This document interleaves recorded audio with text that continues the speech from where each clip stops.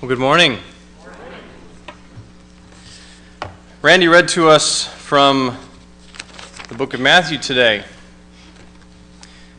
And if some way you could hook up a rear view mirror, all right, so you're in the car analogy with me, to his reading, and you would look in the rear view mirror and those little words, what do they say down there in the corner? Objects in mirror may be closer than they appear, right? Well, we're in Matthew, and maybe in a spiritual sense, and what I've been hoping to do with the minor prophets is the minor prophets are closer than they appear. I don't know why I do this when I read the New Testament, but there's Matthew, and then there's Mark, and there's Luke, and there's John, and it's as though there's this insurmountable wall on the other side of Matthew, and I never turn the page. But what's the closest Old Testament books to the Gospels, to Matthew? It's these obscure minor prophets that we so often, that's the part of the song we always stumble in, right? You can get through Genesis and you can get through most of the Bible, and then you get to, Hosea, Joel, and then the song falls apart, right? But as Randy was reading, you flip back just a couple pages, and you're right in the middle of the minor prophets. And not only in terms of location are they connected, but so many of the ideas that Jesus came to embody and to preach and to show us what God looked like, it's the same message that these men had been speaking for hundreds of years. You read the minor prophets and you can't help but be pointed to Jesus. There's something else that happens, though, as you read through the minor prophets and you understand. We've been using the analogy that the minor prophets are a road to Jesus, and they eventually take you to where Christ is. And you begin to see that the circumstances in which they lived, people really haven't changed over hundreds of years and thousands of years. The externals maybe have changed of how we get around and how we make money and things like that, but a lot of the spiritual circumstances they lived in were very much like ours. And so in that sense of the minor prophets being in the rearview mirror, but closer than they appear, Matthew chapter 7, Jesus is preaching, and I want to go from one of his ideas, and I want to connect his idea directly back with Zephaniah, who is our minor prophet for today. Matthew chapter 7.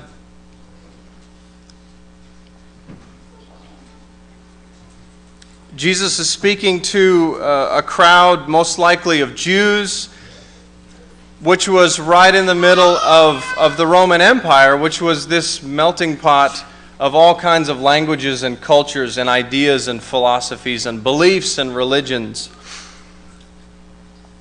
Jesus turns, and this is sort of one of the catchphrases of the multicultural movement, right? Don't judge me, okay? Matthew chapter 7, verse 1. Judge not, that you be not judged. For with the judgment you pronounce, you will be judged, and with the measure you use, it will be measured to you.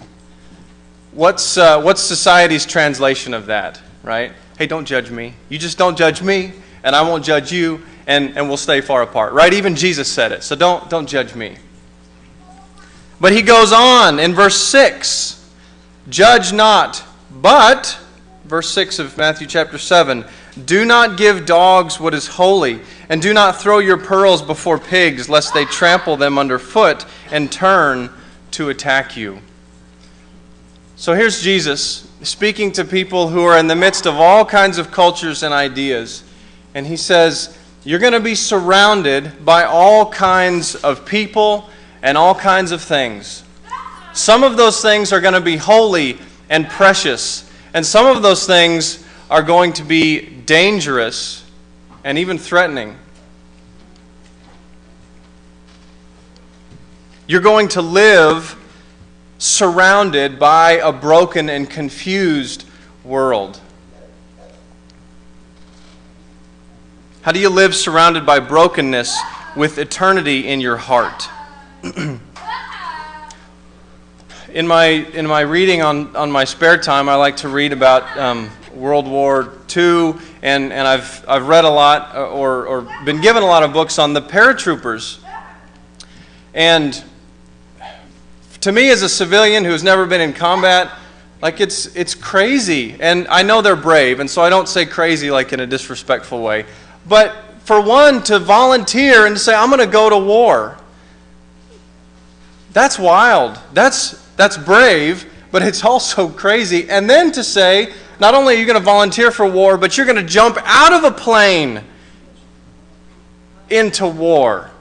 That's kind of crazy. Now, again, no disrespect. That's bravery, and we owe much of our freedom in our country to that.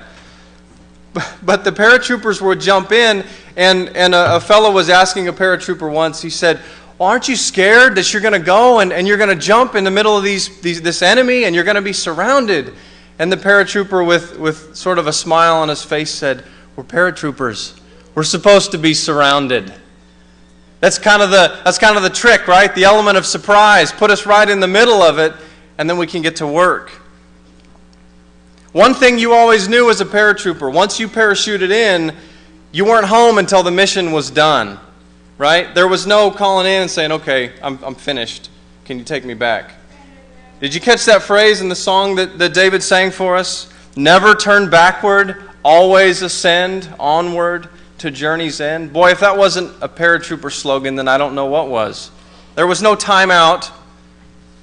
Always move forward. Never turn backward. And yet, despite the fact that you would be surrounded by enemy, you couldn't sort of ask the enemy, well, what should I do? And where are you going to be? Right? I'm going to be doing things differently than you, and that's going to seem weird, but can I ask you what you're going to do? Like, that's absurd, isn't it? Jesus is talking to his followers, and he's saying, you're going to be surrounded by ideas from the enemy. And so you can't go to the enemy and ask how things are supposed to be done. Come back with me to 2 Kings.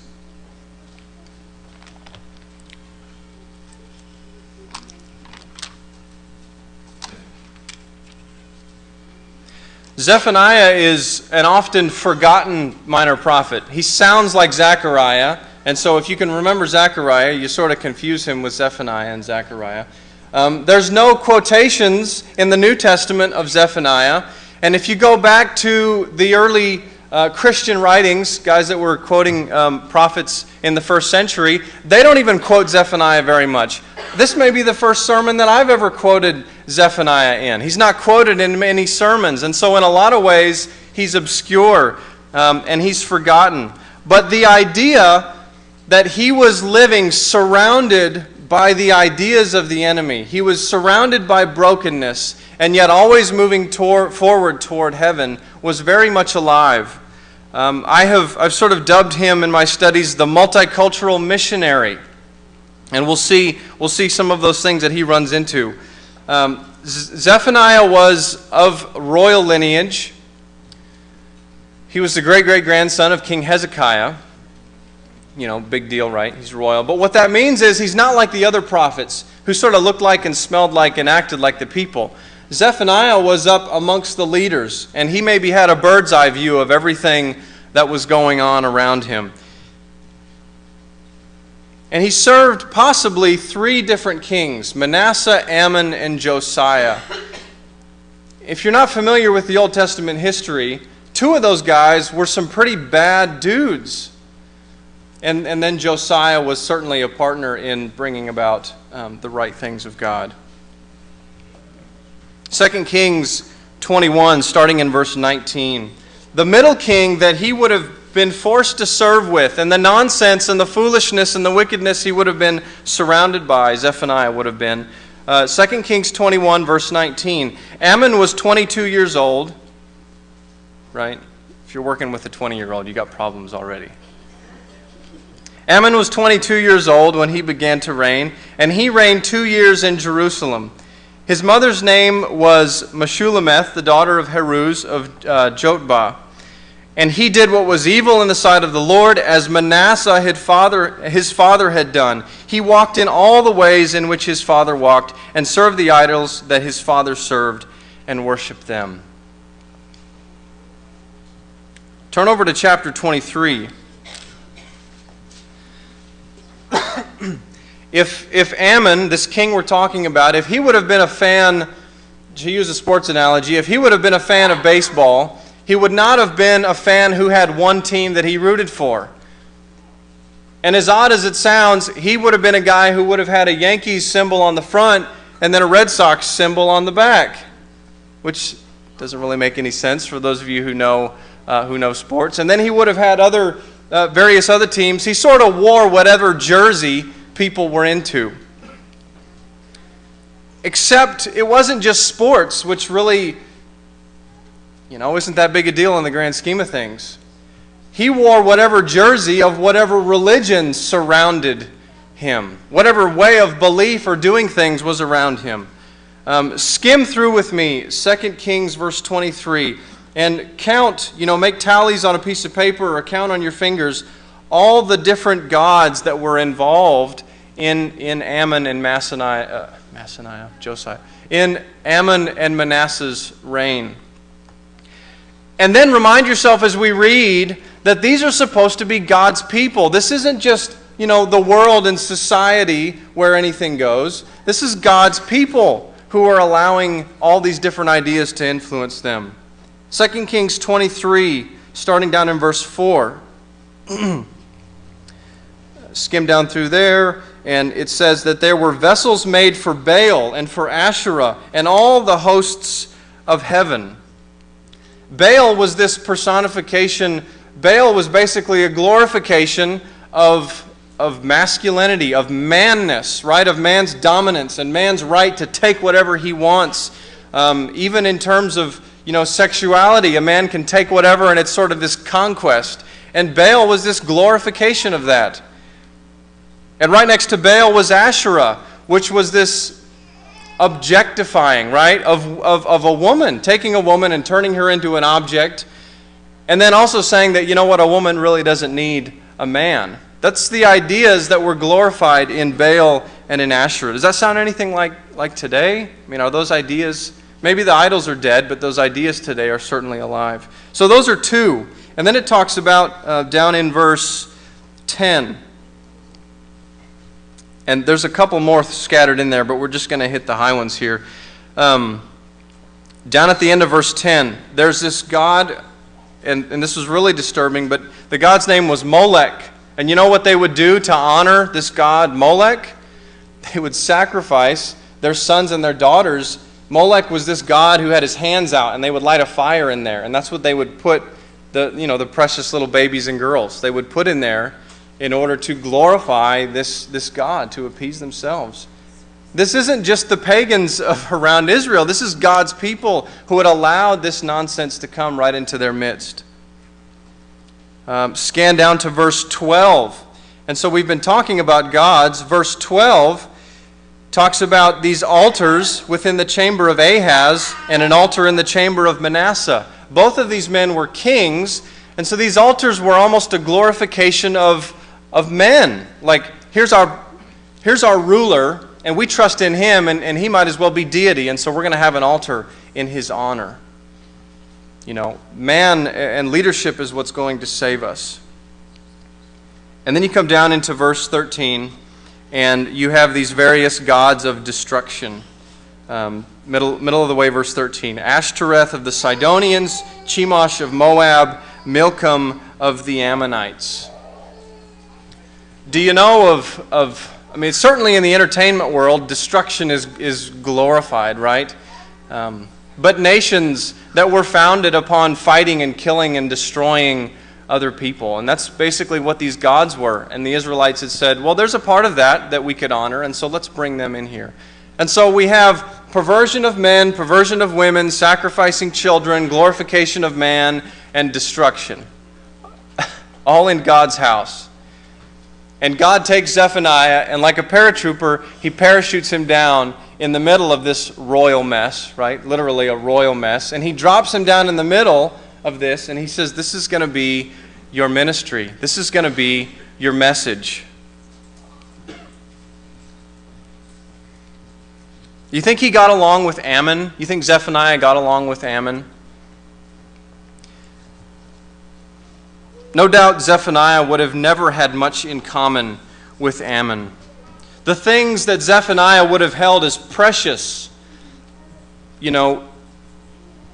spouses or children, or even ideas like marriage and authority and Scripture. I don't think Zephaniah would have sat down over a cup of coffee with Ammon and discussed these things.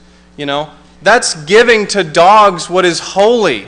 That's giving a pig what is a treasure to you. And what's a dog going to do with a piece of holy meat? Are they going to revere it? No, they're going to rip it to shreds. What happens if you put pearls around the neck of a pig? Still a pig, right? I'm sure that's it. It doesn't dress it up any. Let's go back over to Zephaniah. And if you need help finding Zephaniah, remember, it's right in the rearview mirror of Matthew. So go to Matthew and go back a couple books. And if you hit Zechariah, keep going.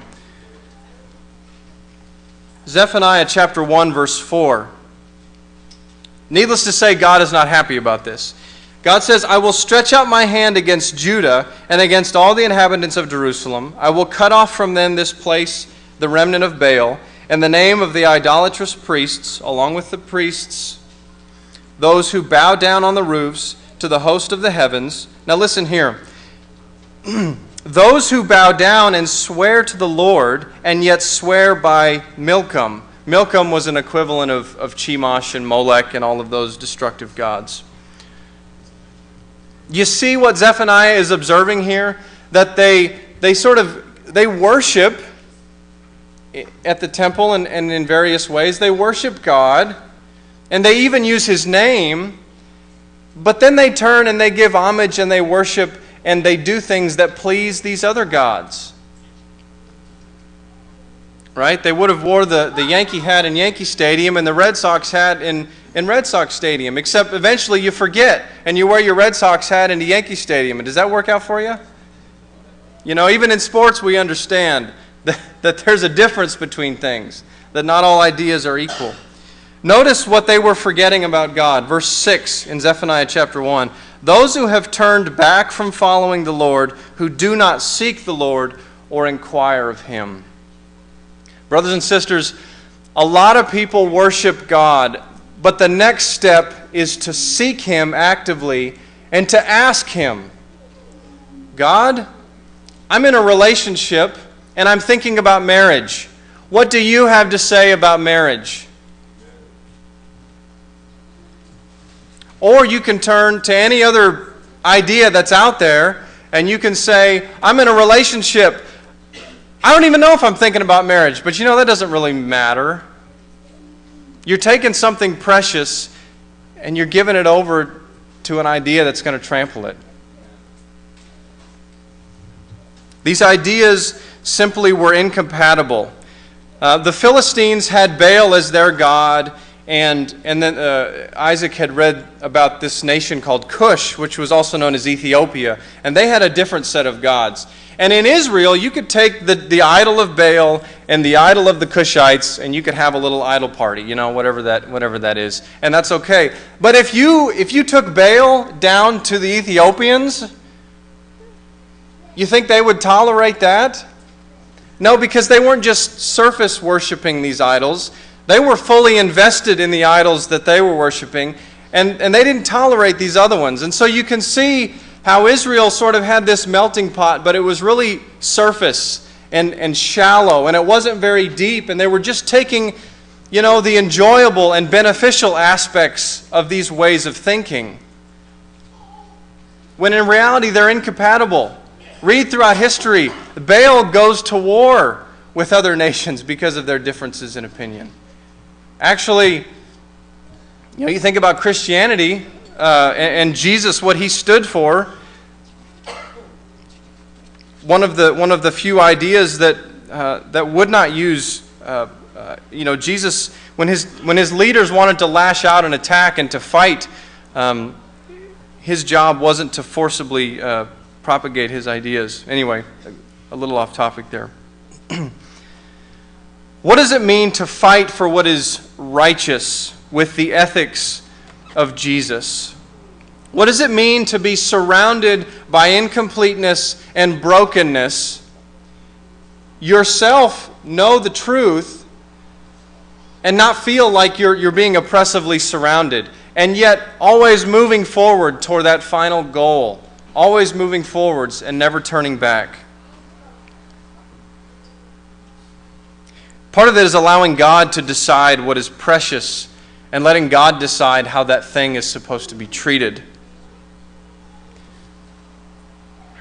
So I haven't been in the Army, and I also haven't been a lifeguard. I lead a pretty boring life.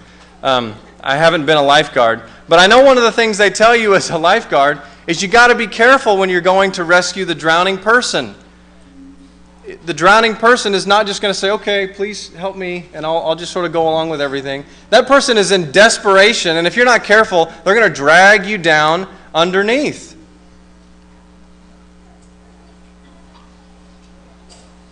Zephaniah wasn't about to trust a drowning man with his valuables. Does that make sense? He wasn't going to give things that were precious to him, to Ammon and to these ideas that were basically drowning men. However, and this is where judge not comes into, you have to make a distinction about, is this idea or is this person behaving in an appropriate manner? But when Jesus says judge not, what he's saying, you can keep yourself away from somebody who's going to pull you down, but it's not your place to shove their head underwater until they die, right? It's kind of a morbid image. But that's what judgment is determining someone's final destiny. Jesus is saying, you protect what is precious to you and what is holy, and you let me take care of the final resting place of people, which is abundantly seen over in Zephaniah's relationship with Manasseh. Turn over to 2 Chronicles 33.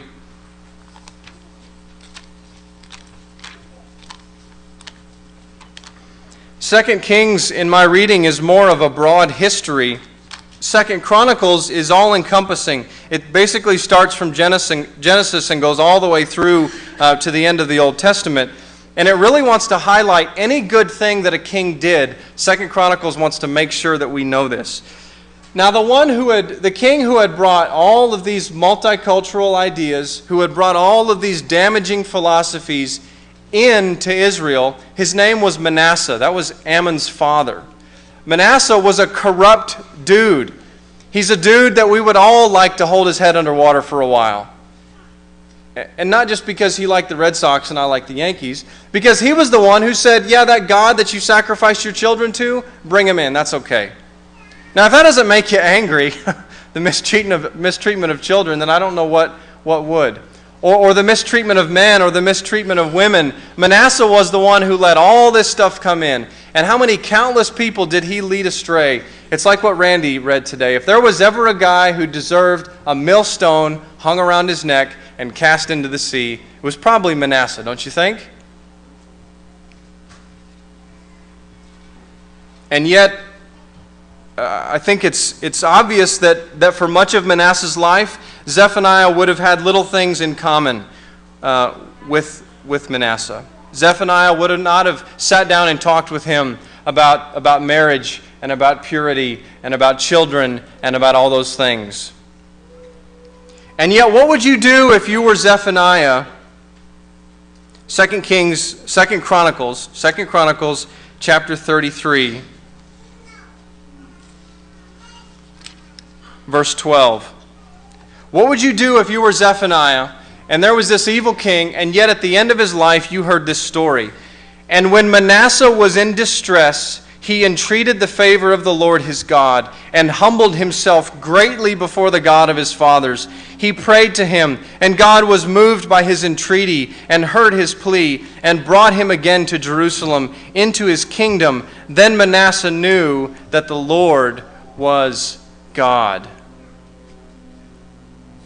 You see what happened there? This drowning man who Zephaniah stayed plenty away from, finally Manasseh says, I'm in such trouble, I need help or I'm going to drown. And he turns to God and he repents.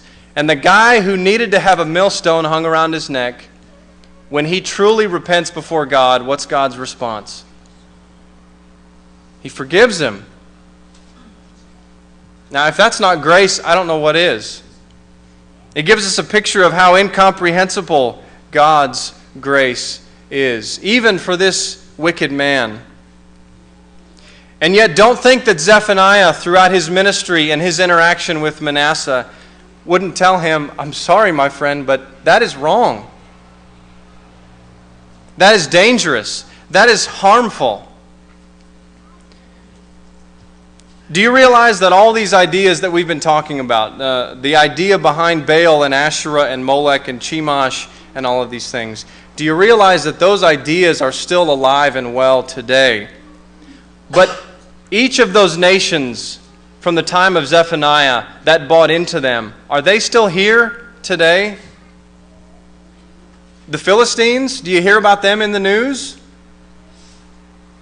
They hitched their wagon to the god of Baal, and once Baal was done chewing them up, he spit them out, and they're not here anymore.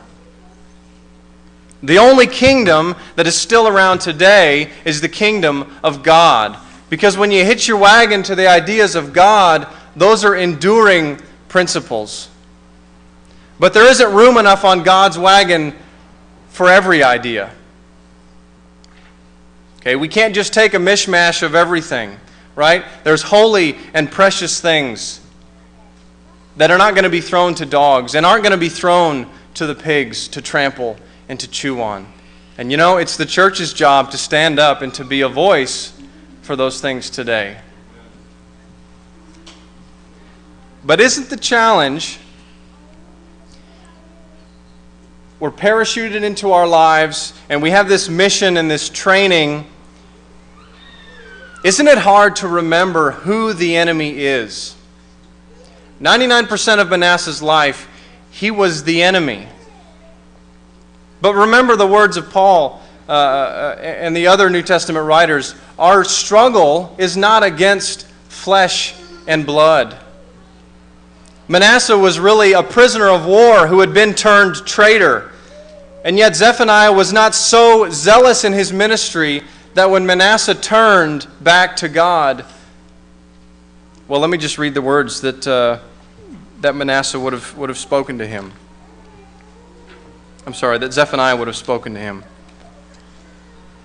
Zephaniah chapter 3, verse 14. His book ends with rejoicing and worship. Sing aloud, O daughter of Zion. Shout, O Israel. Rejoice and exult with all your heart, O daughter of Jerusalem. The Lord has taken away the judgment against you and has cleared away your enemies. The King of Israel, the Lord, is in your midst. He shall never again fear evil. On that day it shall be to Jerusalem, fear not, O Zion. Let not your hands grow weak. And for those of you who spend any time in the nursery, you'll recognize verse 17. The Lord your God is in your midst, a mighty one who will save. He will rejoice over you with gladness. He will quiet you by his love. He will exalt over you with loud singing. The only place that there's rejoicing like that and peace and quietness is with the ideas of God.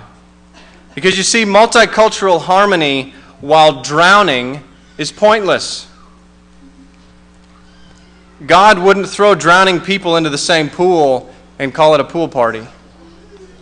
We can all be drowning together, but we're not getting anywhere.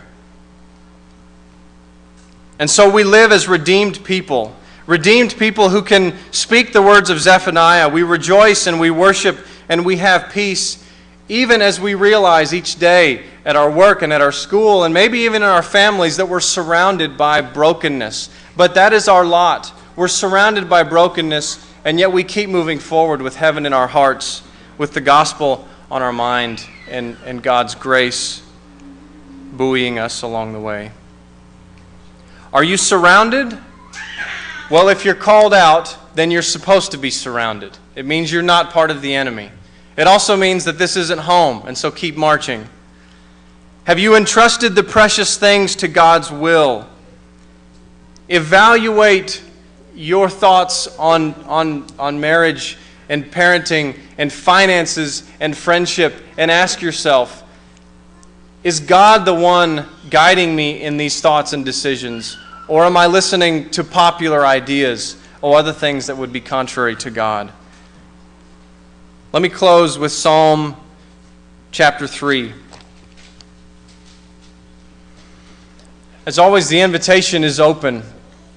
If you want to be one of the called out who are marching toward heaven, if you'd like to know Jesus, your Savior, through baptism and through repentance, then that opportunity is available. If you've lived a life like Manasseh or anything close to his, and you need to come back and repent, you've heard about how willing God is to forgive. After we read Psalm chapter 3, we'll stand and sing and offer the invitation. Psalm 3. O Lord, how many are my foes? Many are rising against me. Many are saying of my soul, there is no salvation for him in God. But you, O Lord, are a shield about me, my glory and the lifter of my head. I cried aloud to the Lord, and he answered me from his holy hill. I lay down and slept. I awoke again, for the Lord sustained me.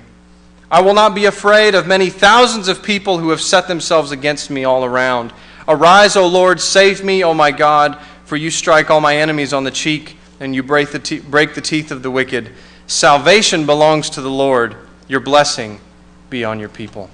Let's stand and sing together.